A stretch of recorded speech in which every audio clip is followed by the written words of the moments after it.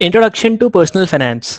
Hello friends, personal finance एक ऐसा topic है जिसे ज़्यादातर लोग इग्नोर कर देते हैं या इस पर ज़्यादा ध्यान नहीं दे पाते हैं, जबकि यह हर एक की लाइफ के लिए बहुत इंपॉर्टेंट है, चाहे आप कितने भी अमीर या गरीब हों, क्योंकि पर्सनल फाइनेंस ही आपके पैसों को अच्छे से मैनेज करने में आपकी हेल्प करेगा, चाहे उसे इन्वेस्ट करना हो या सेविंग्स करना हो।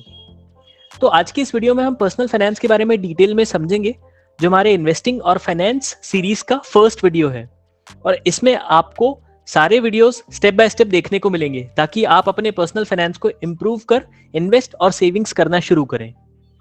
तो सबसे पहले समझते हैं कि पर्सनल फाइनेंस है क्या। Personal finance income generation, spending, saving, investing और सिक्योरिटी जैसी पर्सनल फाइनेंशियल एक्टिविटीज की प्लानिंग करने और उसे मैनेज करने की एक प्रोसेस को कहते हैं। किसी के पर्सनल फाइनेंसेस को मैनेज करने की प्रोसेस को बजट या फाइनेंशियल प्लान में समराइज किया जा सकता है। यह गाइड पर्सनल फाइनेंशियल मैनेजमेंट के सबसे कॉमन और इंपॉर्टेंट एस्पेक्ट्स को एनालाइज करेंगी। पर्सनल फाइनेंस ज्यादातर पर्सनल फाइनेंशियल गोल्स को अचीव करने के बारे में है, चाहे वो शॉर्ट टर्म फाइनेंशियल नीड्स के लिए इनफ सेविंग्स करना हो, रिटायरमेंट की प्लानिंग करना हो, या आपके बच्चे की एजुकेशन के लिए सेविंग्स करना हो। या आपके गोल्स और डिजायर्स और आपके फाइनेंशियल बैरियर्स में उन चीजों को पूरा करने का प्लान है, जो यह भी अफेक्ट करती है कि आप अपने गोल्स तक कैसे पहुंचते हैं। अपनी इनकम और सेविंग्स का मैक्सिमम बेनिफिट लेने के लिए फाइनेंशियल इंटेलिजेंट बनना जरूरी है।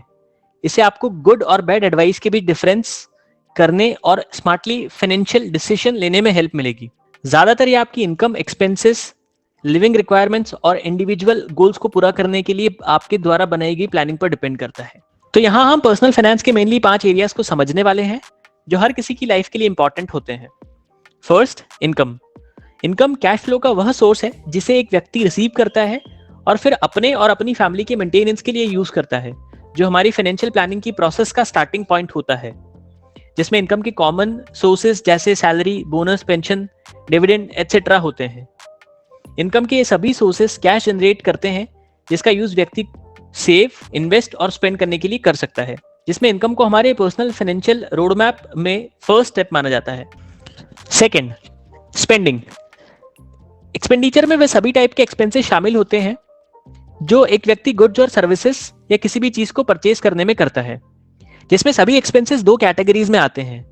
पहला, कैश, जिसमें किसी भी चीज को खरीदने के लिए कैश पेमेंट किया जाता है। दूसरा, क्रेडिट, जिसमें उधार लेकर पेमेंट किया जाता है, जिसमें खर्च के कॉमन सोर्सेस जैसे rent, mortgage payments, taxes, food, entertainment और ट्रेवल एटसेट्रा होते हैं। ये सभी एक्सपेंसेस किसी भी व्यक्ति के पास सेविंग और इन्वेस्टिंग के लिए अवेलेबल कैश को कम करते हैं। अगर एक्सपेंडिचर इनकम से ज्यादा है तो आप हमेशा डेट में रहेंगे।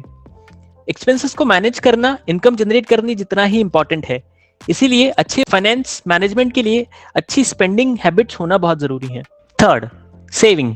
सेविंग वो एक्स्ट्रा कैश है जो फ्यूचर में इन्वेस्टमेंट या स्पेंडिंग के लिए रखा जाता है। अगर कोई व्यक्ति की इनकम जिसे वह अर्न करता है और जो स्पेंड करता है, उसके बीच के डिफरेंस को सेविंग्स या इन्वेस्टमेंट के लिए डायरेक्ट किया जा सकता है।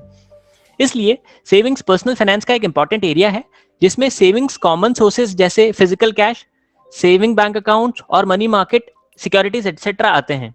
ज्यादातर लोग अपने कैश फ्लो और अपनी इनकम और एक्सपेंसेस के बीच के शॉर्ट टर्म डिफरेंस को मैनेज करने के लिए कम से कम कुछ सेविंग्स रखते हैं, लेकिन बहुत ज्यादा सेविंग्स रखना भी आपके लिए एक बैड डिसीजन साबित हो सकता है, क्योंकि उसमें इन्वेस्टमेंट के कंपैरिजन में बहुत कम या कोई रिटर्न नहीं मिलता है। Fourth, investing.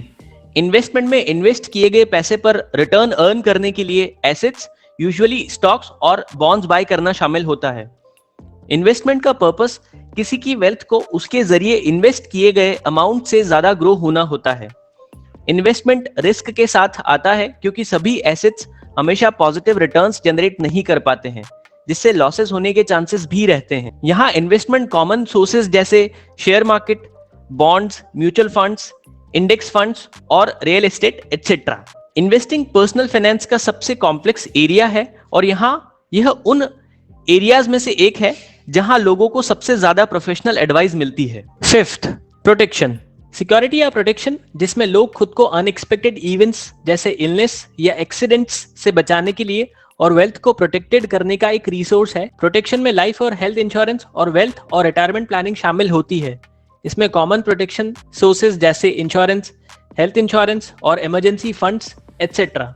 यह भी पर्सनल फाइनेंस का एक और एरिया है जहां लोग यूजुअली प्रोफेशनल एडवाइस लेते हैं, जो काफी कॉम्प्लेक्स हो सकता है। लेकिन यहाँ आपको पर्सनल फाइनेंस प्लानिंग की प्रोसेस को समझना जरूरी है कि एक अच्छा फाइनेंशियल मैनेजमेंट तभी हो सकता है जब एक सॉलिड प्लान और उस पर कंसिस्टेंटली काम हो। पर्सनल फाइनेंस के सभी एरियाज को बजट या फॉर्मल फाइनेंशियल प्लान में एग्जीक्यूट किया जा सकता है। सो आई होप आपको पर्सनल फाइनेंस के कुछ कॉन्सेप्ट्स क्लियर जरूर हुए होंगे और इसके लिए जरूर आइडिया मिला होगा। अगर फिर भी आपका कोई क्वेश्चन है तो आप हमें कमेंट करके पूछ सकते हैं।